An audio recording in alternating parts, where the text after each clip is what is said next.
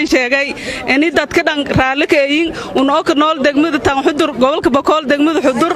anoo fursadan ku faa'iideysado daraha Soomaaliyeed waa isku duubnida dalkeena horumarkiisa waa doorashada xaqa dadkeena waxay doonayaan bulshada diyaar u tahay maxmed inuu nadadeeyo oo dabagalna dalka hoggaankiisa qaranka daaficiisa daryeele ummadeena maxmeedow ku dooranay dalka ku duceeyo dadku way ku jecel yihiin ku dooranay maxmeedow dushaadan malab ku daadinayna ilaahay dunida uumayo dadkuna aqliga galsho maxmed waa inuu dooranay wuxuu doonasi diiwaan xusuuseedka baan ku dul qarnay maxmed taariikhda baal dahab labu dalkeena uga jira